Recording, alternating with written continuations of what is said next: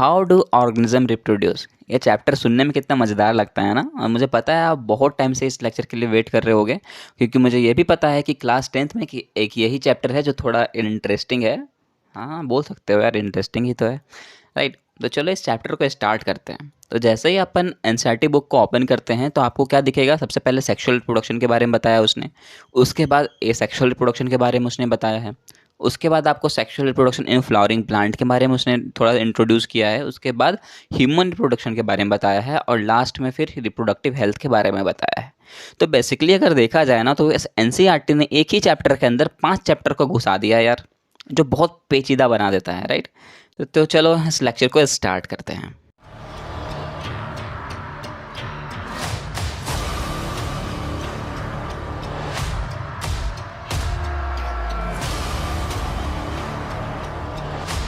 तो सबसे पहला टॉपिक है अपना सेक्सुअल रिप्रोडक्शन। देखो सेक्सुअल रिप्रोडक्शन क्या है, इसका कहना है कि वो रिप्रोडक्शन तभी पॉसिबल हो सकता है जब मेल और फीमेल दोनों के गैमेट आपस में मैटिंग कर रहे हों। मैटिंग करने के बाद उसमें फ्यूज़न ऑफ गैमेट हो, मतलब कि फर्टिलाइजेशन प्रोसेस कंप्लीट होना चाहिए। और हम सबको पता है जब फर्टिलाइजेशन का प्रोसेस कंप्लीट होता है तो उससे जायगोट बनता है। जायगोट बन जाना चाहिए, जायगोट के बाद एम्ब्रियो का फॉर्मेशन होना चाहिए और एम्ब्रियो के बाद न्यू ऑर्गेनिज्म का डेवलपमेंट हो जाना चाहिए, राइट। तो हमने अभी ये जो बोला ना इतना कुछ, इसको एक डेफिनेशन बना देते हैं। और डेफिनेशन में क्या लिखा हुआ है वो देखो। Sexual reproduction involves the formation of the male and female gametes either by the same individual और by the different individual of the opposite sex.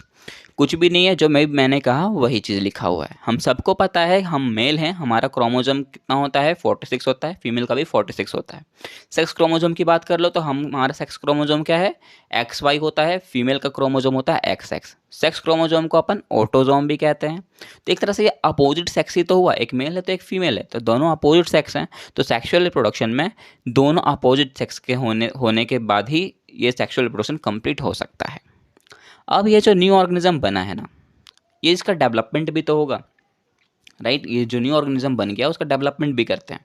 Development कैसे होगा, ग्रोथ होगा तो डेवलपमेंट होगा। तो ग्रोथ के लिए भी 3 फेज एनसीईआरटी ने बताया है। पहला फेज है जुवेनाइल फेज। जुवेनाइल फेज कब कहते हैं, उस फेज को कहेंगे जब वो जो बच्चा है वो 0 से 18 के अंदर हो। उस फेज को कहते हैं जुवेनाइल फेज, मतलब वो जो है वो अभी मैच्योर नहीं हुआ है, अंडर ऑफ मैच्योरेशन फेज है, राइट। अब ये जब 18 क्रॉस कर जाएगा तो उस फेज को कहेंगे रिप्रोडक्टिव फेज, कि अब वो जो भी ऑर्गेनिज्म था वो अब रिप्रोडक्टिव फेज के अंदर आ चुका है, वो रिप्रोडक्शन को अराइज कर सकता है। लास्ट फेज आता है मैच्योरेशन फेज, कि उस फेज को कहते हैं कि अब वो मैच्योर हो चुका है, वो पूरी लाइफ को जी चुका है।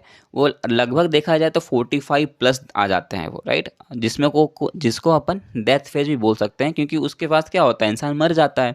तो इस फेज को कहते हैं डेथ फेज या तो फिर मैच्योरेशन फेज, राइट। तीनों फेज क्लियर हो गया, कुछ भी कहा हमने एक्स्ट्रा नहीं कहा। सेक्सुअल रिप्रोडक्शन जो होता है ना, ये एसेक्सुअल रिप्रोडक्शन के मुकाबले बहुत स्लो प्रोसेस होता है। क्यों होता है, क्योंकि हमें पता है एक बेबी को बोर्न होने में 9 मंथ का टाइम लगता है। उस 9th मंथ को हम बोलते हैं गैस्ट्रेशन पीरियड। क्या कहते हैं, गैस्ट्रेशन पीरियड।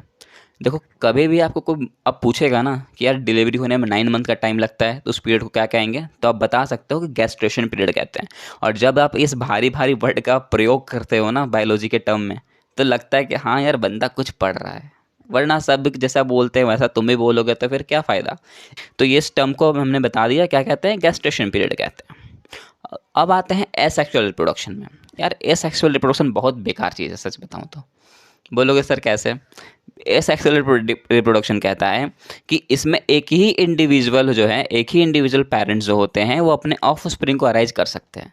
मतलब कि कोई भी हो, एक ही पेरेंट काफ़ी है किसी भी ऑफ स्प्रिंग को जन्म देने के लिए। अब वो जो ऑफ स्प्रिंग वो बनाएगा उसको अपन क्लोन कहते हैं। क्या कहते हैं, क्लोन कहते हैं। और मैं एक चीज़ बता देता हूँ, हम किसी की बाहर के स्ट्रक्चर की स्टडी करते हैं ना तो उसको अपन मॉर्फो कहते हैं, मॉर्फोलॉजी कहते हैं, राइट। और अगर हम किसी के अंदर के स्टडी करते हैं तो उसको एनाटॉमी कहते हैं। ये सब मैंने पहले के लेक्चर्स में ही बताए हैं, अगर आपने नहीं देखा है तो लिंक डिस्क्रिप्शन में है, आप जा करके देख सकते हो। चलो वापस से फिर अपने लेक्चर पे आते हैं, भटकना नहीं है अपने को अभी। तो आप बोलोगे सर एसेक्सुअल रिप्रोडक्शन के अंदर कौन कौन आते हैं। एसेक्सुअल रिप्रोडक्शन के अंदर आपको दिखेंगे पेनिसिलियम, हाइड्रा, स्पॉन्जेस, ये सारे के सारे कॉमन एग्जाम्पल है एसेक्सुअल रिप्रोडक्शन के लिए, राइट।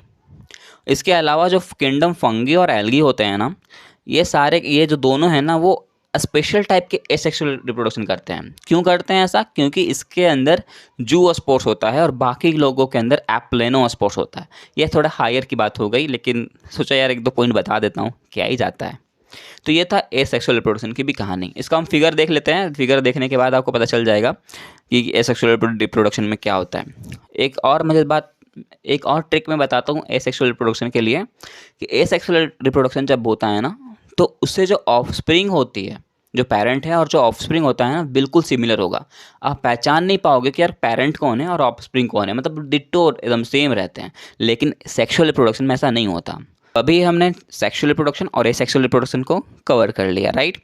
अब आते हैं ह्यूमन रिप्रोडक्शन में। तो ह्यूमन रिप्रोडक्शन क्या कहता है? ह्यूमन रिप्रोडक्शन में भी रिप्रोडक्शन है। तो रिप्रोडक्शन का डेफिनेशन चलो बता देते हैं।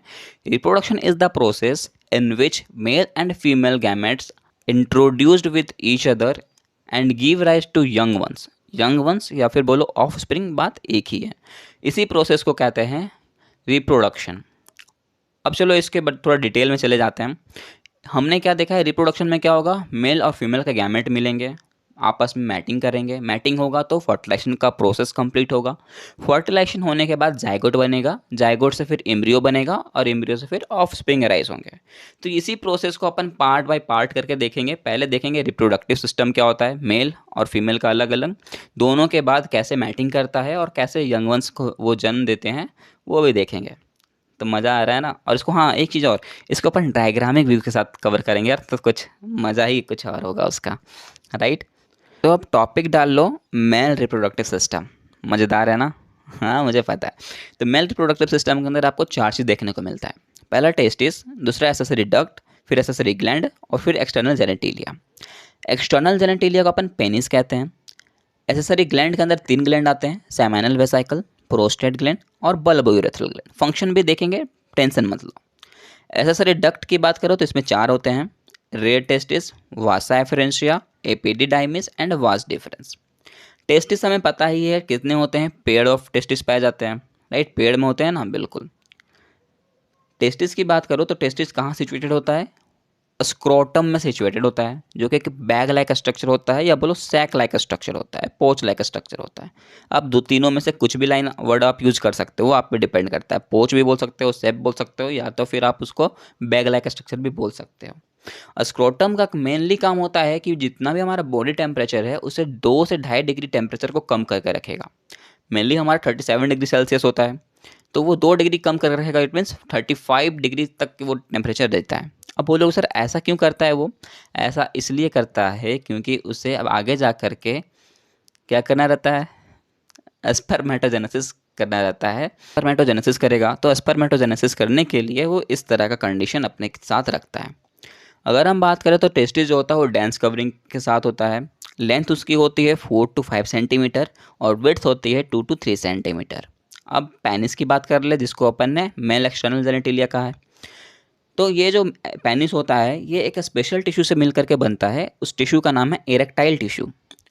अगर हम बात करें तो इसका जो इनलार्ज एंड होता है, पेनिस का जो इनलार्ज एंड होता है, उस एंड पे प्रेजेंट होता है पेनिस, राइट। स्ट्रक्चर जब देखेंगे ना तो मज़ा आएगा। स्ट्रक्चर में आप पूरा क्लियरली आपको समझ में आ जाएगा कि मैं क्या बोल रहा हूँ। अभी बस आप ये समझते चलो कि वो कहाँ कहाँ प्रेजेंट होता है, राइट। अब बात करते हैं जो ग्लैंस पेनिस है। इन लार्ज एंड को क्या कहा हमने, ग्लैंस पेनिस का। ग्लैंस पेनिस के आउटर स्किन में कवर्ड होती है, वो एक पतला सा स्किन से कवर्ड होता है। उस स्किन को कहते हैं फोर स्किन। नाम देखो यार कितना इजी है, फोर स्किन, राइट। अब बात करते हैं ग्लैंड की। तो हमने 3 ग्लैंड देखा, सेमाइनल वेसाइकल, प्रोस्टेट और बल्बोयूरेथ्रल। सेमाइनल वेसाइकल जो होते हैं 2 होते हैं, प्रोस्टेट ग्लैंड 1 होता है, बल्बोयूरेथ्रल 2 होते हैं। अगर हम बात करें तो ये जो ग्लैंड्स हैं इसका फंक्शन क्या है, तो ये सिक्रीशन करते हैं किसका किसका, फ्रुक्टोज का, कैल्शियम का और कुछ एंजाइम्स का। इसमें सबसे मेन इंपॉर्टेंट बताएं ना तो ये बल्बोयूरेथ्रल ग्लैंड है। बल्बोयूरेथ्रल ग्लैंड जो होता है ये पेनिस का लुब्रिकेशन करने में हेल्प करता है।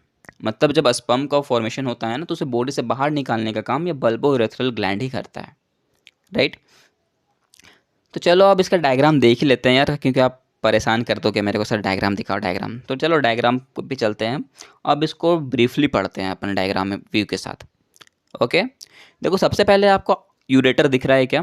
बिल्कुल, वो अटैच किसके साथ होता है? किडनी के साथ। आपने पढ़ा है किडनी? नहीं पढ़ा तो कोई बात नहीं, मैं थोड़ा सा बताता हूँ। किडनी का काम है ब्लड को फिल्ट्रेट करना, ब्लड को फिल्ट्रेट करता है और वेस्ट मटेरियल को वो क्या करता है? यूरेटर को देता है, और यूरेटर जो होता है उसको यूरिन में कन्वर्ट करता है, यूरिन को स्टोर करने का काम करता है यूरिनरी ब्लाडर, जो आपको दिखता होगा। और वो यूरिन जो स्टोर्ड है वो बाहर भी तो आता है। तो बाहर लाने के लिए कौन कौन से ग्लैंड लगेंगे? वही तीनों ग्लैंड। तो एक सीक्वेंस में याद करो, सबसे पहला ग्लैंड यूज होता है सेमाइनल वेसिकल, राइट। वो जो होंगे वो यूरिन को पहले लेंगे। वो यूरिन के लेने के बाद जो दूसरा ग्लैंड है वो आएगा प्रोस्टेट ग्लैंड, वहाँ जाके यूरिन स्टोर होगा। यूरिन स्टोर होने के बाद वहाँ पर से फिर आगे जाएगा, आगे कौन सा ग्लैंड मिलेगा उसे? उसको आगे मिलेगा बल्बो यूरेथ्रल ग्लैंड, और उसी ग्लैंड के थ्रू होकर के फिर यूरिन जो है वो पास आउट हो जाता है। ये तो थी यूरिन की बात, मतलब किडनी की बात थी, पर मैंने बता दिया क्योंकि डायग्राम दोनों तरफ से दिया हुआ था यार, मैंने क्या करता, बताना था मेरे को। अब मेन हम पढ़ते हैं कि भाई ये जो रिप्रोडक्टिव सिस्टम है इसका मेन काम क्या है? स्पर्म का फॉर्मेशन करना। चलो अब स्पर्म का पाथवे देखते हैं। टेस्टिस ने क्या किया? स्पर्म को बनाएगा, वो स्पर्म को भेजेगा किसके पास सबसे पहले? तो ये जो स्पर्म होगा वो सबसे पहले जाता है कहाँ पर? डक्टस डिफरेंस में। कहाँ पर? डक्टस डिफरेंस में। मतलब कि देख सकते हो वहाँ पर आपको दिख रहा होगा वो जो पाइप है ना जिसके थ्रू जो टेस्टिस अटैच है, उस जगह पे पहुँचेगा।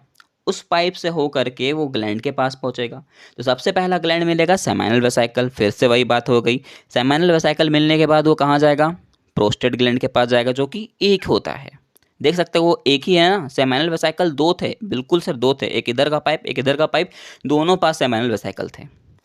प्रोस्टेट ग्लैंड सिर्फ और सिर्फ एक है।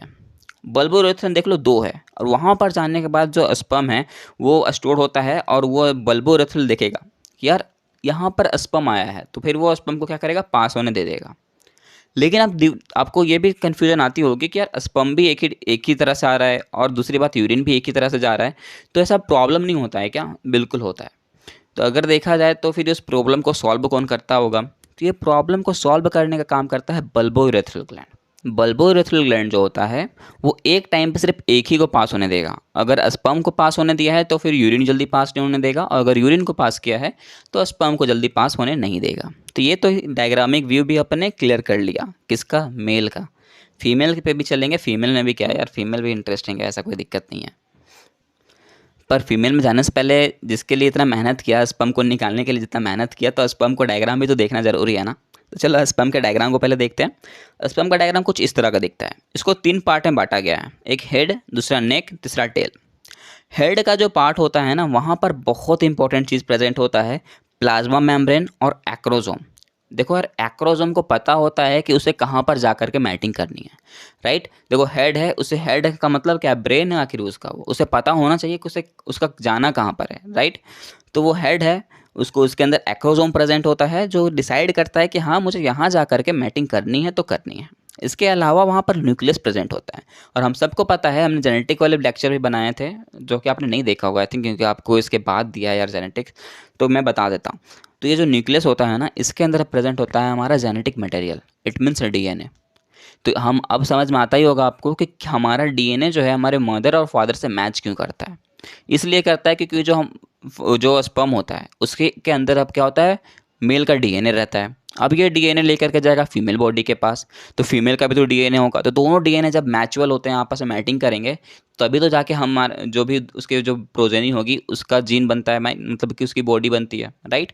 तो उसके बॉडी में तो आखिर दोनों के जीन इनहेरिट होता है ना। तो बिल्कुल, तो ये जो कॉम्प्लिकेशंस है ना अभी क्लियर हो जाने दो, क्योंकि इसके बाद का जो चैप्टर है ना हेरिडिटी, उसमें थोड़ा आपको पेचीदा लगने लगेगा, पर मैं नहीं होने दूंगा, मैं गारंटी देता हूँ। ओके, तो चलो धीरे धीरे बोलते हैं। यहाँ तक हमने सीख लिया। उसके बाद आते हैं नेक। नेक का जो है ना, उसका उतना कुछ खास काम नहीं है। मिडिल, इसको सिर्फ समझो तो यहाँ इसको मिडिल पीस भी कहते हैं, और इसके अंदर माइटोकॉन्ड्रिया प्रेजेंट होता है। माइटोकॉन्ड्रिया का काम क्या है? Power house of the cell है ये तो पावर सप्लाई करता रहता है कि भाई तुमको जहाँ तक जाना है मैं पावर देता रहूँगा, तुम बस इरादा मत छोड़ना, तुम्हें जहाँ जाना है तुम जा कर के ही रहना, राइट। और तीसरा टेल होता है, टेल का कोई फंक्शन नहीं होता, राइट। तो यहाँ पर हमने स्पर्म का डायग्राम भी क्लियर कर लिया है, स्पर्म देख लिया। अब हम आते हैं भाई फीमेल रिप्रोडक्टिव सिस्टम पे। तो फीमेल रिप्रोडक्टिव सिस्टम को अभी इतना जल्दी तो नहीं कवर करेंगे, पहले उसके बारे में कुछ जान लेंगे, उसके बाद ही तो उसका डायग्राम देखेंगे ना। उसके बाद हमने स्पर्म को देख लिया है, इसको जहाँ जाना है वहाँ मिला देंगे। तो चलो इस टॉपिक स्टार्ट होता है फीमेल रिप्रोडक्टिव सिस्टम। अब फीमेल रिप्रोडक्टिव सिस्टम के अंदर हमें क्या क्या देखने को मिलेगा, तो ओवेरिस देखने को मिलेगी, फैलोपियन ट्यूब देखने को मिलता है, यूटेरस देखने को मिलेगा, सर्विक्स देखने को मिलता है, वेजाइना मिलता है और एक्सटर्नल जेनिटेलिया। तो देख सकते हो कि फीमेल बॉडी के अंदर हमें कितना कुछ देखने को मिल रहा है यार। अब बोलोगे सर इसमें तो कॉम्प्लिकेशंस बहुत आएंगे। क्लियर है यार, क्या दिक्कत है, तुम बायोलॉजी स्टूडेंट हो, कर सकते हो यार, हिम्मत तो रखो। और इसके अलावा भी एक चीज़ प्रेजेंट होती है, वो है मेमोरी ग्लैंड, राइट। तो चलो एक एक करके इस पर स्टडी करते हैं। सबसे पहले है ओवेरी। ओवेरी को प्राइमरी सेक्स ऑर्गन कहा जाता है क्योंकि ये क्या करती है, फीमेल गैमेट को प्रोड्यूस करती है, जो कि क्या है, ओवम होता है, राइट, जिसको ओवेरियन हार्मोन भी कहते हैं। अगर हम बात करें ओवेरी की लेंथ की तो 2 to 4 सेंटीमीटर होती है।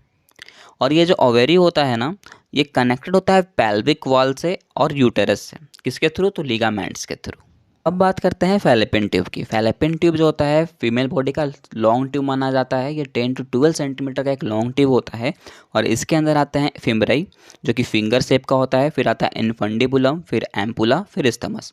इसका काम ही है ओवम को कलेक्ट करते चलना। सबसे पहले ओवम किसके पास आएगा, फिमरे के पास आएगा, फिर इनफंडिबुलम के पास आएगा, फिर एम्पुलरी के रीजन के पास आएगा और एम्पुलरी रीजन में ही फर्टिलाइजेशन का प्रोसेस कंप्लीट होता है। वो हम आगे देखेंगे, ठीक है। एम्पुला के बाद कहाँ जाएगा, वो स्टमस के पास जाएगा और स्टमस के होने के बाद वो जो ओवम है वो हमारा आ जाता है कहाँ पर, यूटेरस के पास। वही यूटेरस जो हमने देखा था कि ओवरी से अटैच होता है। अब वो यूटेरस के अंदर ही बेबी का डेवलपमेंट होता है। अब यूटेरस के अंदर जो बेबी का डेवलपमेंट होता है तो वहाँ पर भी 3 वॉल होते हैं। उसको अपन कहते हैं 3 यूटेराइन वॉल्स। जो एक्सटर्नल वॉल है उसको कहते हैं पेरीमेट्रियम, जो मिडिल वॉल होता है उसको कहते हैं मायोमेट्रियम, जो इनर वॉल होता है उसको कहते हैं एंडोमेट्रियम। इंडो मतलब अंदर, पेरी मतलब बाहर, मिडिल मतलब मायो। क्लियर है, कोई ट्रिक इसमें लगाना और नहीं है इसमें। अगर आप एक्स्ट्रा ट्रिक लगाओगे ना तो आप कन्फ्यूज हो जाओगे। तो चलो इतना कुछ हमने देख लिया, ओवेरी क्या है, फैलोपियन ट्यूब क्या है, इस तरह हमने सीक्वेंस देख लिया। अब चलो फिगर पे आएंगे ना तो बहुत ईजी लगेगा फिगर। देखो फिगर कुछ इस तरह का दिखता है, देख लो, फिगर देख के तो नहीं भूलोगे। इस जगह पे ओवेरी है, ओवेरी पे फोकस करते हैं। ओवेरी है, ओवेरी क्या बनाएगा, ओवम बनाएगा। सबसे पहले कहाँ जाएगा, फिमरई के पास जाएगा। देखो फिमरई कहाँ पर है, फिंगर लाइक प्रोजेनी है कि नहीं, बिल्कुल है। उसके बाद कहाँ जाने वाला है, इनफंडिबुलम के पास जाएगा। इनफंडिबुलम के बाद एम्पुलरी रीजन के पास जाएगा। एम्पुलरी रीजन में क्या बताया था मैंने, फर्टिलाइजेशन मिलेगा होगा। तो फर्टिलाइजेशन होगा तभी ना जब मेल गैमेट आएगा, राइट। तो मेल गैमेट जो होता है वो कहाँ से कैसे इंट्रोड्यूस होता है, अब यहाँ पर अपन देख लेते हैं। मेल गैमेट क्या था अपना, स्पर्म था। स्पर्म जो है वो फीमेल बॉडी के वेजाइना से एंटर करेगा। एंटर करने के बाद वो कहाँ जाना चाहेगा, और वो एंटर करने के बाद सबसे पता है उसका हेड पे क्या होता है, एक्रोजोम होता है। उसे पता होता है कि भाई कहाँ जाना है उसे। तो वो जो स्पर्म है वो खोजता हुआ जाएगा कि भाई ओवम कहाँ पर है, मुझे मिलना है उससे। तो ये जाएगा ओवम के पास और ओवम कहाँ पर मिल जा कर के रुकेगा, एम्पुलरी रीजन के पास, इस एम्पुला के पास। तो वहाँ पर जाएगा स्पर्म और दोनों के बीच मैटिंग होगी, राइट। तो मैटिंग होने के लिए भी ना बहुत सारा कंडीशन होता है। जो स्पर्म होता है हमें पता है ना, मिलियंस ऑफ स्पर्म रिलीज होते हैं।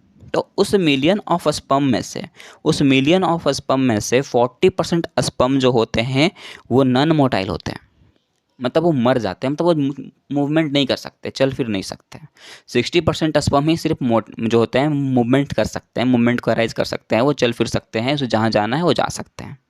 तो उस 60% में से भी सिर्फ एक ही स्पर्म जो होता है वो मैटिंग करा सकता है। अब बोलोगे यार कि इतना कॉम्प्लिकेटेड, मिलियन ऑफ स्पर्म निकल रहा है, 40% मर जा रहे हैं, तो कहने का मतलब फिर भी तो बहुत स्पर्म बच गए, उसमें से सिर्फ एक ही स्पर्म मैटिंग कराएगा। तो बिल्कुल हाँ, ऐसा कैसे हो सकता है सर, बिल्कुल देखो मैं बताता हूँ कैसे हो सकता है। तो फीमेल की जो बॉडी है, रिप्रोडक्टिव ऑर्गन पे फोकस करो। ये जो वेजाइना है, वेजाइना से जैसे स्पर्म अंदर जाएगा ना तो एक उसको वॉल मिलता है, उसको वॉल का नाम है जोना पेलुसिडा। क्या नाम है, जोना पेलुसिडा। ये बहुत खतरनाक वॉल है। ये वॉल जो होता है सिर्फ बोलेगा कि यार एक ही स्पर्म को मैं अंदर आने दूंगी। जैसे ही एक स्पर्म अंदर चला जाएगा वो वॉल बंद हो जाएगा। अब वॉल अगर बंद हो जाएगा तो स्पर्म अंदर जा नहीं सकता। अब अगर स्पर्म अंदर पहुंचेगा ही नहीं तो वो जो है ओवम से मिलेगा नहीं। अब ओवम से अगर मिलेगा नहीं तो फर्टिलाइजेशन का प्रोसेस कंप्लीट नहीं हो सकता। तो आपका ये टॉपिक जो था वो क्लियर हो गया होगा कि फर्टिलाइजेशन कब नहीं हो सकता। तो फर्टिलाइजेशन तभी नहीं हो सकता है जब स्पर्म ओवम से मीट ना करे, मैटिंग ना कर पाए। और दूसरी बात, हमने अभी कहा ना कि 40% स्पर्म जो होते हैं वो नॉन मोटाइल होते हैं, चल नहीं पाते हैं। मिस्टेक्स अगर वो स्पर्म अंदर चला जाता है तो भी मैटिंग जो करेगा, तो लेकिन वो तब भी प्रोजेनी को नहीं बना पाएगा, तो उस केस में भी फर्टिलाइजेशन नहीं होती है। तो वो बेकार केस है, आप चलो वो उसको भूल जाओ। पर ये याद रखना कि जब तक स्पर्म जो है मेट नहीं करता है ओवम के साथ, तब तक फर्टिलाइजेशन नहीं हो सकता। तो ये जो स्पर्म है ना, वो वेजाइना के पास आया, वेजाइना से फिर कहाँ चला जाएगा, जोना पेलुसुडा के पास। जोना पेलुसुडा से एक स्पर्म अंदर चला गया मैटिंग करने के लिए। अब वो स्पर्म को कहाँ तक जाना है, किसको पता है, एक्रोजोम को पता है। एक्रोजोम बोलेगा भाई उधर चल, माइटोकॉन्ड्रिया उसे क्या करेगा, एनर्जी देता रहेगा, हाँ भाई चलना है तेरे को, चलना है। तो वो जो है स्पर्म जाएगा किसके पास, ओवम के पास। ओवम कहाँ पर आकर के रुकेगी, एम्पुलरी रीजन के पास आकर रुकेगी। उसी टाइम वो मैटिंग कंप्लीट करेगा। एम्पुलरी रीजन के बाद वो मैटिंग कर लेगा। वो मैटिंग करने के बाद वो कहाँ जाएगा, इस्थमस के पास। और इस्थमस कनेक्ट किसके साथ था, यूटेरस के साथ। किसके थ्रू, लिगामेंट के थ्रू। याद है कि नहीं, बिल्कुल याद है। देख सकते हो लिगामेंट दिख रहे हैं आपको, बिल्कुल दिख रहे हैं। अब यूटेरस में जाने के बाद क्या होगा, बेबी का डेवलपमेंट होना शुरू होगा। सबसे पहले क्या बनेगा उसका, जाइगोट बनेगा। जाइगोट के बाद इम्ब्रियो बनेगा। हमने बोला था इम्ब्रियो बनेगा, वहाँ 3 वाल होगा। आपको तीनों वाल दिख रहे हैं क्या, देखो आपको दिख रहा है ना, बिल्कुल दिख रहा होगा। पहला है अंदर की तरफ का जो वाल है वो है एंडोमेट्रियम। दूसरा है मायोमेट्रियम जो मिडिल वाल है। तीसरा है पेरीमेट्रियम जो कि सबसे बाहर का वाल है। यहाँ तक कोई डाउट है क्या आपको, कोई भी डाउट नहीं है। अब यहाँ एक एक वाल का काम समझते हैं। पेरीमेट्रियम जो होता है वो एक्सटर्नल लेयर है। अब बात करते हैं मायोमेट्रियम की। तो मायोमेट्रियम जो होता है ना, ये कॉन्ट्रैक्शन प्रोवाइड करता रहता है। कब, जब डिलीवरी होने वाला रहता है तब। उसके बाद बात करते हैं एंडोमेट्रियम की। तो एंडोमेट्रियम में क्या होता है ना कि जब undergo cyclic changes during menstrual cycle. Menstrual cycle में जो भी चेंजेस होता रहता है ना, देखो सिंपल सी बात है, जब बेबी का जब डेवलपमेंट होना रहता है, जब मदर जो होती है वो प्रेग्नेंट होती है ना, तो उस टाइम उनका जो मेंस्ट्रुअल साइकिल होता है वो नहीं चलता। तो वो जो साइक्लिक चेंजेस है मेंस्ट्रुअल साइकिल का, वो इसी के कारण होता है, राइट। तो इसीलिए बहुत हम देखते भी होंगे कि बहुत सारी मदर्स जो है समझ आती हैं कि उनका पीरियड्स नहीं आ रहा, तो मतलब वो समझ आती है कि वो प्रेग्नेंट है। तो इस तरह का कुछ है, ओके। तो वो सब आपके हायर लेवल की बात है, वो सब अभी आप माइंड मत करो। बस अभी आपको वॉल का काम समझना था, वो मैंने बता दिया। पेरीमेट्रियम भी क्लियर, मायोमेट्रियम भी क्लियर और एंडोमेट्रियम भी। तो यहाँ तक हम बोल सकते हैं कि अपन जो है वो पूरा जो रिप्रोडक्शन का पार्ट था वो हमने कंप्लीट कर लिया है। अब बात करेंगे रिप्रोडक्टिव हेल्थ की। और रिप्रोडक्टिव हेल्थ का डेफिनेशन क्या होगा, उससे पहले पता होना चाहिए कि हेल्थ क्या कहता है। हेल्थ हम उसको कहते हैं कि कोई भी इंसान अगर मेंटली, फिजिकली या सोशली वेलबींग हो, ठीक ठाक हो, उसको हम कहते हैं हेल्थ। तो रिप्रोडक्टिव हेल्थ का भी क्या मतलब होना चाहिए कि हमारा जो भी रिप्रोडक्टिव ऑर्गन है, अगर वो अपना नॉर्मल फंक्शन करता है, कोई भी प्रॉब्लम नहीं है, तो हम बोलेंगे कि हमारा रिप्रोडक्टिव हेल्थ जो है वो अच्छा है, राइट। तो ये डेफिनेशन जो थी वो WHO ने दिया था। देखो रिप्रोडक्शन के कारण ना बहुत ही ज़्यादा पॉपुलेशन बढ़ रहा था। तो पॉपुलेशन जब बढ़ रहा था तो बीमारियां भी बढ़ रही थी। उसमें सबसे ज़्यादा तेज़ से बढ़ने वाली बीमारी थी एड्स और HIV। ये दोनों डिजीज़ जो होती है वो सेक्सुअली ट्रांसमिटेड डिजीज़ थी। तो ये जो डिजीज़ है, इसको रोकने के लिए इन्होंने बहुत सारी गाइडलाइंस बनाई, ओके। तो सबसे पहला एक प्रचार उन्होंने बनाया, हम दो हमारे दो वाला, जो कि उस टाइम बहुत ही ज़्यादा पॉपुलर भी था। और बहुत ही जगह पे इसको वीडियो के थ्रू, ऑडियो के थ्रू भी इसको दिखाया जा रहा था ताकि इंसान समझ जाए, पर नहीं समझे थे। इंसान तो बदमाश होते हैं ना यार, इतना जल्दी कैसे समझ जाएंगे। तो उन्होंने स्कूल में जाके नॉलेज देना शुरू किया, कॉलेजेस में बताना शुरू किया, चैप्टर्स बना दिया इसके लिए, ताकि जो स्टूडेंट है वो समझ सके कि क्या करना चाहिए और क्या नहीं करना चाहिए। फिर भी बहुत केस में ऐसा देखा कि ये लोग को समझाने से यार समझेंगे ही नहीं। तो उन्होंने क्या किया, एक कॉन्ट्रासेप्टिव मेथड बना दिया। कॉन्ट्रासेप्टिव मेथड में ये वैसा मेथड है जिसके थ्रू आपस में मैटिंग भी कर सकते हैं, लेकिन उससे प्रोजेनी फॉर्म नहीं होगी। तो वो कौन कौन सी मेथड थी, चलो वो देखते हैं। तो कॉन्ट्रासेप्टिव मेथड 2 हैं। पहला टेम्पररी जिसको स्पेसिंग कहते हैं, और दूसरा सर्जिकल जिसको परमानेंट कहते हैं। तो टेम्पररी की बात करते हैं। टेम्पररी के अंदर आता है natural method, chemical method, barrier method और हार्मोनल मेथड। नेचुरल मेथड में सबसे पहला आता है पीरियोडिक एब्सिस्टेंस, उसके बाद आता है कोइटस इंटरप्ट, तीसरा आता है लैकेशनल एमेनोरिया। पीरियोडिक एब्सिस्टेंस कहता है कि ऐसे कपल्स जिसको इंटरमेट होना है, तो मेंस्ट्रुअल साइकिल जब आता है उससे 10 to 17 डेज़ के अंदर इंटरमेट ना हो। अगर उस तरह का रूल को फॉलो करते हैं तो उससे भी जो प्रोजेनी आने वाली होती है वो नहीं आएगी, मतलब जो बेबी है वो डेवलपमेंट उसका नहीं होगा। उसी तरह कोइटस इंटरप्ट्स भी कहता है, और उसी तरह लैकेशनल एमेनोरिया भी कहती है। मैं इतना नहीं बता रहा क्योंकि यार आपके लेक्चर्स में ये है ही नहीं, बस उसने इंट्रोड्यूस कर दिया है क्या कॉन्ट्रासेप्टिव मेथड है ये सारे का सारा, केमिकल मेथड है, दूसरा है बैरियर मेथड। बैरियर मेथड में आ जाते हैं डायफ्राम कैप्स। उसके बाद है हार्मोनल मेथड। हार्मोनल मेथड में आ जाता है पिल्स। और पिल्स भी जो होता है वो डेली होता है और एक वीकली होता है। डेली कहने का मतलब वैसा पिल्स है जब आप इंटरमीडिएट हो रहे हो तो आप एक पिल खाया करो। और वीकली पिल्स वो पिल्स को कहते हैं जब आप इंटरमीडिएट हो रहे हो तो वीक में एक बार आपको खाना पड़ेगा। तीसरा होता है इम्प्लांटेशन। तो हमने टेम्पररी मेथड समझ लिया ना, अब आते हैं परमानेंट मेथड। परमानेंट मेथड वो मेथड है कि जिसको करने के बाद इंसान चाह करके भी पहले जैसा नहीं हो सकता। मतलब ये मेथड वही यूज़ कर सकता है जिसे बेबी नहीं चाहिए, राइट। तो मेल के लिए जो मेथड होता है उसको कहते हैं वासक्टॉमी, और फीमेल के लिए जो मेथड होता है उसको कहते हैं ट्यूबेक्टॉमी। वासक्टॉमी से समझ में आता होगा कि इसमें एक मिलता जुलता वर्ड आता है वास्ट डिफरेंस, जो कि मैंने पहले रिप्रोडक्शन जब पढ़ा रहा था तभी मैंने बताया। तो वॉश डिफरेंस को ये क्या करता है, वहाँ कट कर दिया जाता है और कट करने के बाद एक अलग से स्टिच कर दिया जाता है। तो जिसके कारण ना स्पर्म फॉर्मेशन ही नहीं होता। अब स्पर्म का फॉर्मेशन ही नहीं होगा तो फीमेल बॉडी में जाएगा कैसे। अब स्पर्म जाएगा ही नहीं तो सिंपल सी बात है मैटिंग नहीं होगी। मैटिंग नहीं होगी इट मीन्स फर्टिलाइजेशन नहीं होगा, और विदाउट फर्टिलाइजेशन जो होती है रिप्रोडक्शन पॉसिबल ही नहीं है। अब आते हैं फीमेल के केस में। फीमेल के केस में होता है ट्यूबेक्टोमी। ट्यूबेक्टोमी का कहने का मतलब है कि जो उसका फैलोपियन ट्यूब होता है, जिसको लॉन्ग ट्यूब हमने कहा था, याद करो, जिससे हमने कहा था कि जो भी ओवम है वो स्टोर होकर रहता है एम्पुलर रीजन के पास और फिर स्पर्म आके मैटिंग करता है। तो मान लो वो जो फैलोपियन ट्यूब है वही अगर डैमेज रहेगा, कटा हुआ रहेगा, तो सिंपल सी बात है ओवम तो वहीं से ख़त्म हो जाएगा। तो ओवम अगर ख़त्म हो जाएगा तो स्पर्म के साथ मैटिंग नहीं कर सकता। तो मैटिंग नहीं करेगी तो फर्टिलाइजेशन कंप्लीट नहीं होगा। फर्टिलाइजेशन नहीं होगा देन रिप्रोडक्शन पॉसिबल ही नहीं है। तो यही कुछ मेथड्स थे जो कि आपको बताना था। और दूसरी बात हमने बता भी दिया कि कौन कौन से डिजीज़ थे, वो आपको याद रखना है। HIV और एड्स, ये दोनों डिजीज़ बहुत ही खतरनाक थे।